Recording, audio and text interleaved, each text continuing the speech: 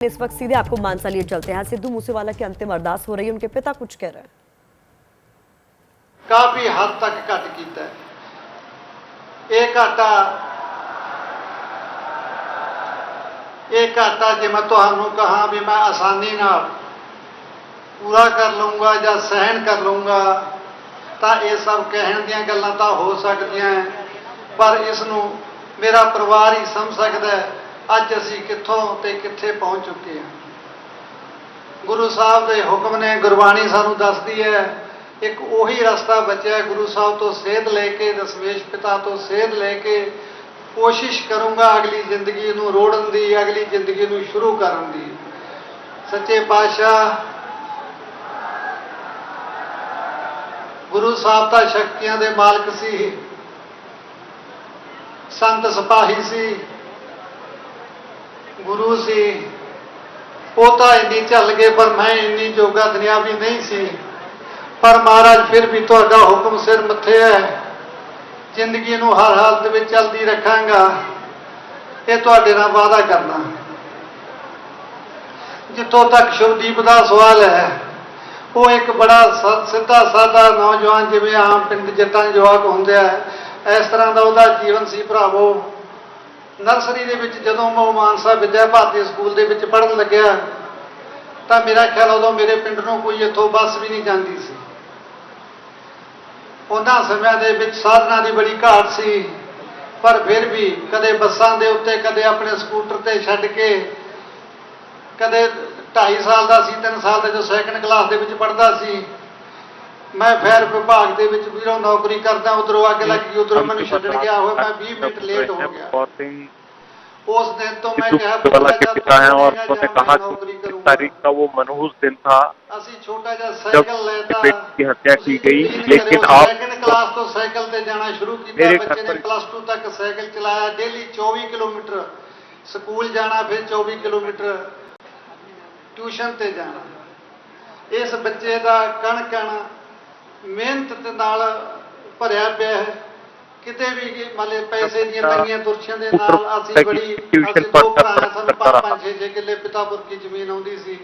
कोई पैसे की भी कोई आपां कह दईए भी ज़्यादा अमीरां वाली गल नहीं सी, भी खिच्च तू करके अपना टाइम पास किया सी। इन्हां हालातां चों मैं बच्चे नूं इत्थों तक लेके आया।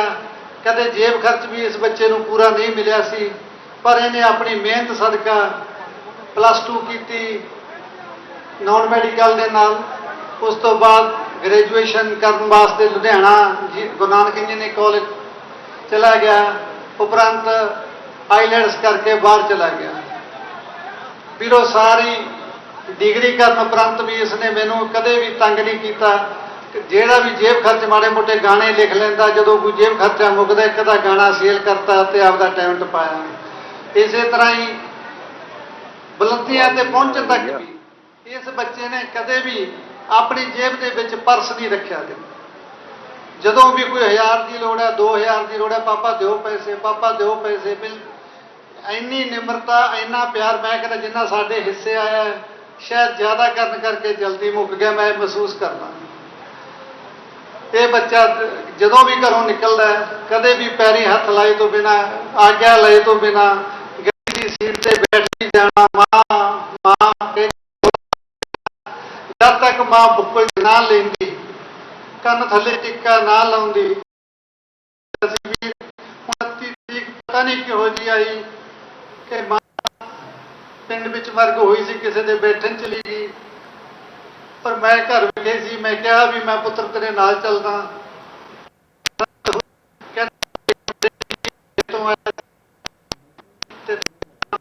तो लो मैं 5 मिनटों की बस जूस वगैरह पी के वापस आ गया। तो जिहड़ा वो मैं हमेशा परदे की तरह बच्चे दे नाल जिंदगी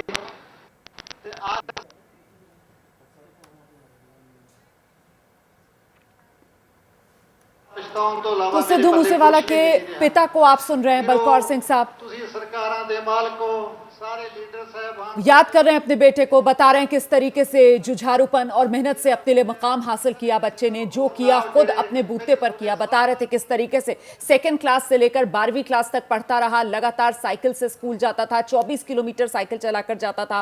बता रहे थे बचपन से किस तरीके से मेहनती बच्चा रहा, कितना आज्ञाकारी बच्चा था, कभी भी पैसे की जरूरत पड़ती तो पिता से मांगता, माँ से मांगता। कह रहे हैं कि शायद हमारे हिस्से में कुछ ज्यादा ही प्यार उसने इस छोटी सी जिंदगी में लुटा दिया। ਇੱਕ ਵੀ ਫੋਨ ਕਾਲ ਜਾਂ ਕਿਸੇ ਦਾ ਕੋਈ ਲਾਂਭਾ ਮੇਰੇ ਕੋਲੇ ਅੱਜ ਤੱਕ ਨਹੀਂ ਆਇਆ ਸੀ। ਦੋਨੇ ਜੀ ਬੈਠੇ, ਮੈਂ ਗੁਰੂ ਗ੍ਰੰਥ ਸਾਹਿਬ ਵੱਲ ਹੱਥ ਕਰਕੇ ਕਹਿਣਾ, ਮੇਰਾ ਬੱਚਾ ਮੇਰੇ ਗੱਲ ਲੱਗ ਕੇ ਰੋਇਆ ਵੀ ਪਾਪਾ ਮੈਨੂੰ ਇੱਕ ਗੱਲ ਦੱਸੋ, ਹਰ ਇੱਕ ਚੀਜ਼ ਮੇਰੇ ਨਾਮ ਨਾਲ ਕਿਉਂ ਜੁੜ ਜਾਂਦੀ ਹੈ?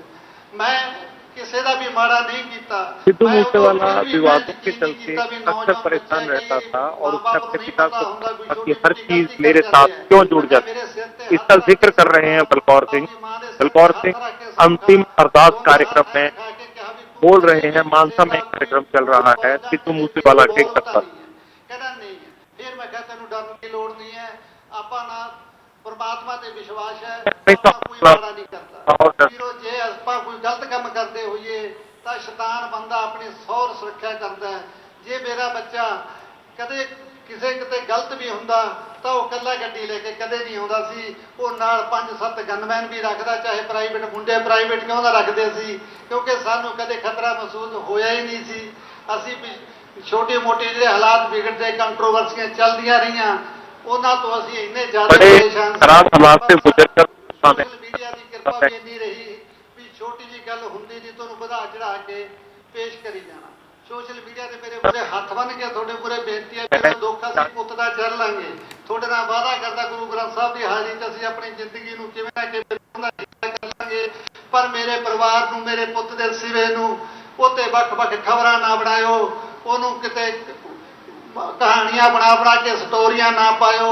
मैं पुत गुहाया, सिद्धू मूसेवाला के पिता मैं फोन नहीं देखा। अंतिम अरदास में ये कह रहे हैं कि भले ही मेरे बेटे का नाम विवादों से जोड़ा गया, लेकिन कभी उसका विवादों से कोई नाता नहीं था। कभी भी कोई भी उनके घर पर किसी तरीके की शिकायत लेकर नहीं आया। सिक्योरिटी मिली थी, लेकिन सिक्योरिटी लेकर चलने की जरूरत कभी खास महसूस नहीं हुई, क्योंकि हमें किसी बात का डर नहीं था। अब इस बात की दरखास्त करें कि उनके बेटे का नाम किसी भी गलत विवाद में, किसी कहानी में जोड़ा ना जाए। ਉਹ ਬੁਲੰਦੀਆਂ ਤੇ ਪਹੁੰਚ ਕੇ ਆਪਣੀ ਪ੍ਰਾਈਵੇਟ ਸਿਕਿਉਰਿਟੀ ਵੀ ਰੱਖ ਸਕਦਾ ਸੀ। ਤੁਸੀਂ ਖਾਮ-ਖਾ ਹਰੇਕ ਚੀਜ਼ ਨੂੰ ਖਬਰ ਨਾ ਬਣਾਇਆ ਕਰੋ। ਕਦੇ ਤੁਸੀਂ ਭਾਈ ਰਾਜੇ ਬਾਰੇ ਕੁਝ ਬੋਲ ਦਿੰਦੇ ਹੋ, ਕਦੇ ਕਿਸੇ ਵੀਰੋ ਸਾਡੀ ਜਿਹੜੇ ਪਰਿਵਾਰ ਨੇ ਮਦਦ ਕਰੀ ਹੈ, ਜਿਹੜਾ ਭਰਾ 2 ਸਾਲ ਤੋਂ ਸਾਡੀ ਮਦਦ ਕਰਦਾ ਰਿਹਾ ਹੈ, ਕੀ ਕਸੂਰ ਹੋ ਗਿਆ ਜੇ ਅਸੀਂ ਉਹਦਾ ਤੁਸੀਂ ਨਾਂ ਲੈ ਕੇ ਬੁਰਾ ਭਲਾ ਬੋਲਦੇ ਹੋ? ਮੈਨੂੰ ਬਹੁਤ ਬੁਰਾ ਲੱਗਦਾ ਇਸ ਗੱਲ ਤੋਂ। ਵੀਰ ਬਣ ਕੇ ਸਾਨੂੰ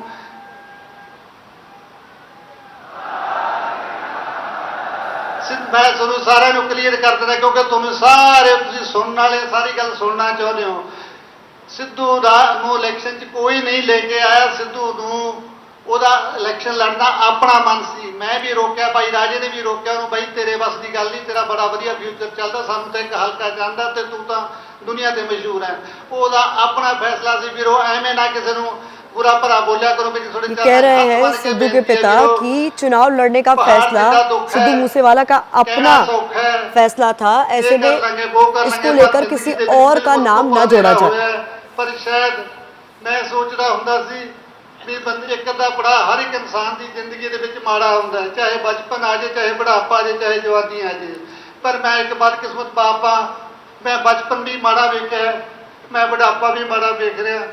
चलो फिर भी ये अपने कोई कर्मां दी तकदीरां दे कोई मैथों गऊआं दे बाड़े नूं अग लगी होनी है, कदे कोई पाप होया होना। मैं गुरु ग्रंथ साहब नूं बेनती करदा भी सच्चे पातशाह जान बच्चा समझ के अपने पुल्लां दा परिवार ते हथ रखियो।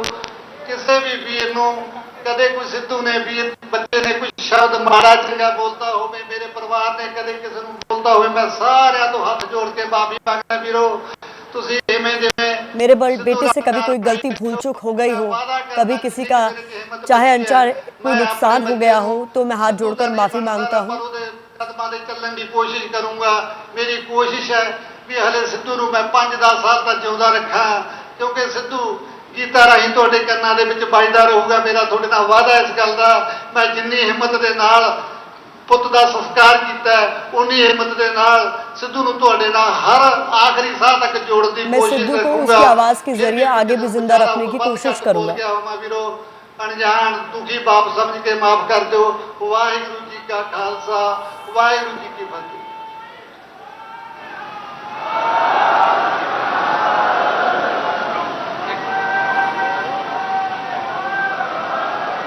ਸਿੰਘ ਸਾਹਿਬ ਗਿਆਨੀ ਹਰਪਾਲ ਸਿੰਘ ਜੀ ਉਹ ਪਰਿਵਾਰ ਨੂੰ ਦਰਬਾਰ ਸਾਹਿਬ ਵੱਲੋਂ ਦਸਤਾਰ ਦੇ ਰਹੇ ਨੇ। ਬੋਲੇ ਸੋ ਨਿਹਾਲ।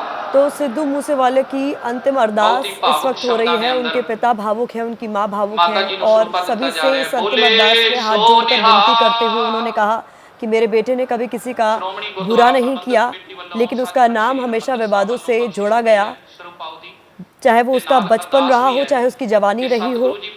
कभी कोई उसकी शिकायत लेकर घर नहीं आया, लेकिन विवाद जरूर होते रहे। और ऐसे में जब अंतिम अरदास कर रहे थे उस दौरान उन्होंने गुरु ग्रंथ साहिब पर कहा कि मैं उनकी कसम खाकर कहता हूँ कि हमने कभी किसी का बुरा नहीं चाहा, लेकिन अगर फिर भी कुछ गलत हुआ हो तो उसके लिए माफी मांगता हूं। कि वो संगत दे नाल विचार रखन। बाबा बलजीत सिंह जी दादूवाल वो भी सिरों पावती बख्शिश कर रहे ने हरियाणे दी संगतां वल्लों। बोले सो निहाल। माता जी, माता चरण कौर जी।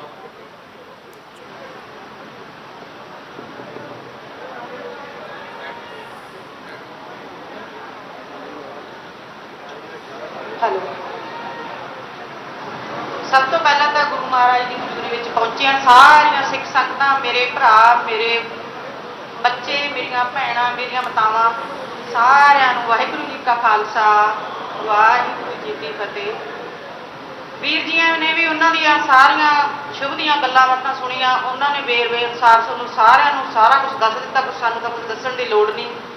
ਉਹਨਾਂ ਦੇ ਫਾਦਰ ਸਾਹਿਬ ਨੇ ਵੀ ਉਹਦੀ ਜੀਵਨੀ ਬਾਰੇ ਕੀ ਦੱਸਿਆ, ਉਹਨਾਂ ਨੇ ਕੀ ਸੰਘਰਸ਼ ਕੀਤਾ, ਕਿੱਥੋਂ ਕਿੱਥੇ ਆਏ, ਉਹ ਵੀ ਮੈਨੂੰ ਦੱਸਣ ਦੀ ਲੋੜ ਨਹੀਂ। ਪਰ ਜਿੱਤੇ 29 ਮਈ ਨੂੰ ਕਾਲਾ ਦਿਨ ਚੜਿਆ, ਉਹ ਤੇ ਮੇਰਾ ਸਭ ਕੁਝ ਐਂ ਲੱਗਦਾ ਸੀ ਵੀ ਖਤਮ ਹੋ ਗਿਆ। ਪਰ ਤੁਹਾਡੇ ਉਤਸ਼ਾਹ ਨੇ, ਮੇਰੀਆਂ ਮਾਵਾਂ, ਮੇਰੀਆਂ ਭੈਣਾਂ, ਮੇਰੇ ਬੱਚੇ, ਬਜ਼ੁਰਗ, ਜਿਨ੍ਹਾਂ ਨੇ ਵੀ ਸਾਡਾ ਦੁੱਖ ਵਿੱਚ ਸਾਥ ਦਿੱਤਾ, ਮੈਨੂੰ ਫਿਰ ਤੋਂ ਐਂ ਲੱਗਣ ਲੱਗਾ ਵੀ ਮੇਰਾ ਸ਼ੁਭ ਗਿਆ ਨਹੀਂ, ਮੇਰੇ ਆਸ-ਪਾਸ ਹੈ। ਮੈਨੂੰ ਬਹੁਤ ਹੌਸਲਾ ਮਿਲਿਆ। ਕਿਰਪਾ ਕਰਕੇ ਸਾਡੇ ਹੌਸਲੇ ਨੂੰ ਏਦਾਂ ਹੀ ਬਣਾਈ ਰੱਖਿਓ। ਜੋ ਵੀ ਸ਼ੁਭ ਬੋਲਦੇ ਸੀ, ਪੱਗ ਨੂੰ, ਆਪਣੇ ਮਾਤਾ ਪਿਤਾ ਦੇ ਸਤਿਕਾਰ ਨੂੰ, ਉਸੇ ਤਰ੍ਹਾਂ ਜੇ ਮੈਨੂੰ ਮੇਰੀ ਮਾਂ ਸਮਝਦੇ ਹੋ, ਮੈਂ ਤੁਹਾਨੂੰ ਆਪਦੇ ਬੱਚੇ ਸਮਝੂੰਗੀ। ਉਸੇ ਤਰ੍ਹਾਂ ਉਸਦੇ ਜੋ ਬੋਲਨੇ ਉਹਨਾਂ ਨੂੰ ਕਾਇਮ ਰੱਖਿਓ।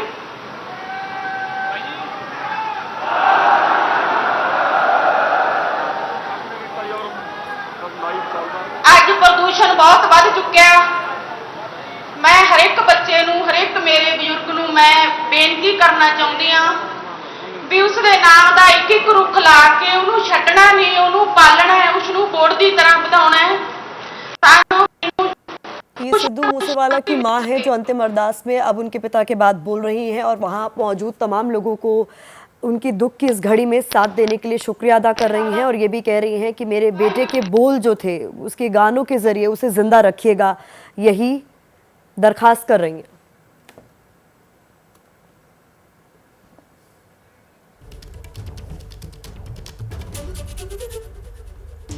तो ये सिद्धू मूसेवाला की अंतिम अरदास हो रही है, जिसमें आपसे कुछ देर पहले सिद्धू के पिता बलकौर सिंह को आप सुन रहे थे, जिनका कहना है कि दुख की इस घड़ी में आप सभी ने साथ दिया, इसके लिए शुक्रिया। आखिरी अरदास में माता पिता दोनों ही भावुक नजर आ रहे हैं और बेटे से गलती हुई हो तो माफ़ कर दीजिएगा, ये भी पिता की दरखास्त थी। सिद्धू कभी विवादों में रहा नहीं, लेकिन उसका नाम समय समय पर जोड़ा गया। राजनीति में जाने का फैसला सिद्धू मूसेवाला का अपना फैसला था, इसके लिए उसे किसी ने फोर्स नहीं किया। मैं अपने बेटों को उसकी आवाज़ के जरिए जिंदा रखूंगा, ये भी पिता का कहना है। हे आपण 13 तारखेपर्यंत आपल्याला वाट बघावं लागेल। आजच त्याच्यावर प्रतिक्रिया देणं उचित होणार नाही, पण मी जसं उल्लेख केलं की 10 तारखेला रिहर्सल आहे, 10 तारखेलाच हे स्पष्ट कोर्ट जब तक अपन इंसाफ नहीं मिलता टेक के नहीं बैठांगे, मेरा थोड़े ना वादा है। पर मैं ये भी नहीं करना चाहता भी मैं किसी को समा भी ना देवां। सरकार को समा लगता है ਟਾਈਮ ਤੇ ਮੈਂ ਤੁਹਾਨੂੰ ਉਸ ਇੰਸਟਾਗ੍ਰਾਮ ਦੇ ਉੱਤੇ ਜੋ ਵੀ ਸੰਘਰਸ਼ ਦੀ ਅਗਲੀ ਰੂਪਰੇਖਾ ਹੈ ਤੁਹਾਨੂੰ ਅਸੀਂ ਦੱਸਾਂਗੇ। बलकौर सिंह एक बार फिर से बोल रहे हैं और कह रहे हैं जब तक मेरे बेटे को इंसाफ नहीं मिल जाता तब तक मैं चैन से बैठूंगा नहीं, लेकिन इसका मतलब ये नहीं है कि मैं जांच के लिए वक्त नहीं दूंगा। मैं सरकार को पूरा वक्त दे रहा हूं कि वो इस मामले की जांच करे और मेरे बेटे के कातिलों को पकड़े। जब तक ਤੁਹਾਨੂੰ ਮੈਂ ਦੱਸੂਗਾ ਮੈਂ ਖੁਦ ਲਾਈਵ ਹੋ ਕੇ ਵੀਡੀਓ ਪਾ ਕੇ ਤੁਹਾਨੂੰ ਉਸ ਦੀ ਮੁਕੰਮਲ ਜਾਣਕਾਰੀ ਦੇਵਾਂਗਾ। ਧੰਨਵਾਦ।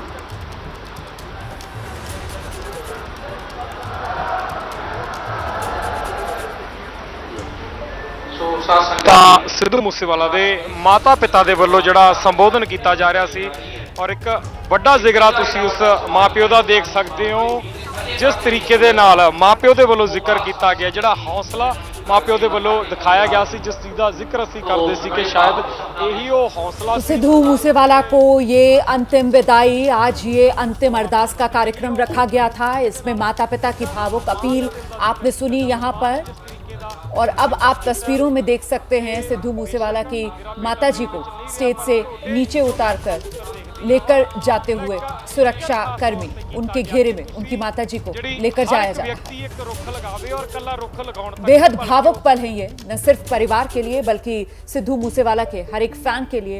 यहाँ माता पिता की तरफ से बताया गया किस तरीके से बचपन से लेकर जवानी तक सिद्धू मूसेवाला ने जो भी मकाम हासिल किया वो सिर्फ और सिर्फ अपनी मेहनत पर, अपने बूते पर।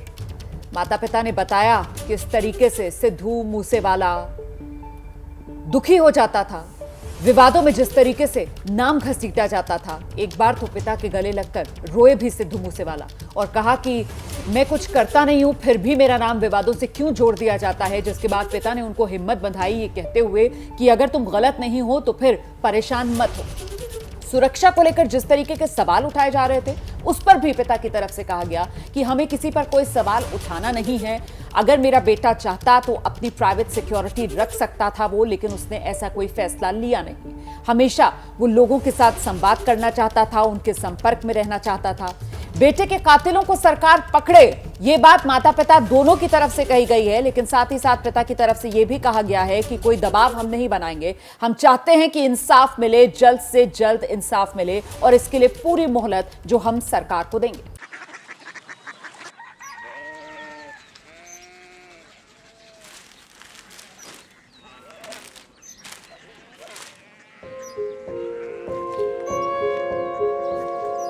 बाबा बाबा कोरिया सिटी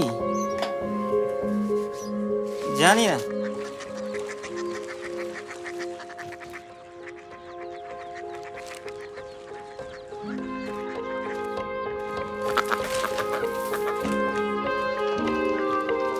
कोरिया सिटी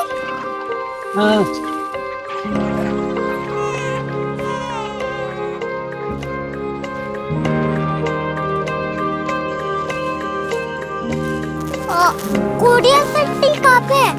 शहर अंग्रेजी लगे हैं।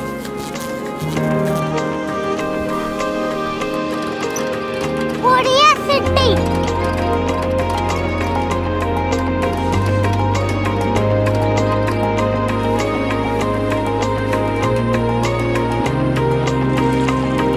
वो बहुत दूर है।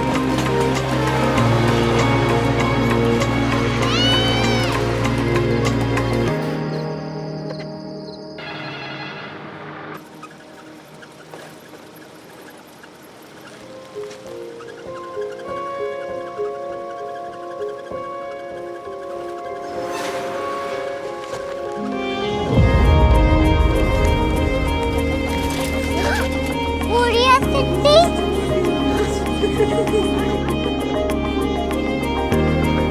दुनिया कुछ लोग बड़े होते हैं। कोरिया सिटी कहाँ है? प्रोफेसर साहब को पता होगा। हो ये छोटा वाला ग्लोब लगता है, और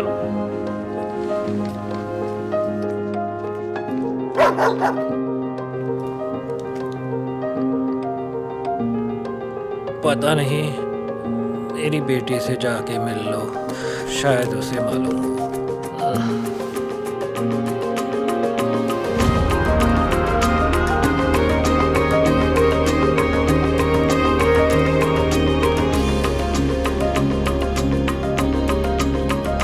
हाय,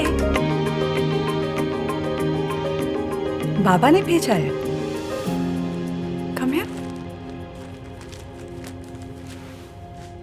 कोरिया सिटी।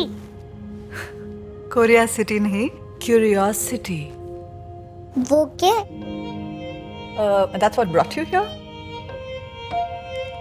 जो तुम्हें यहाँ तक ले आया। क्यूरियोसिटी।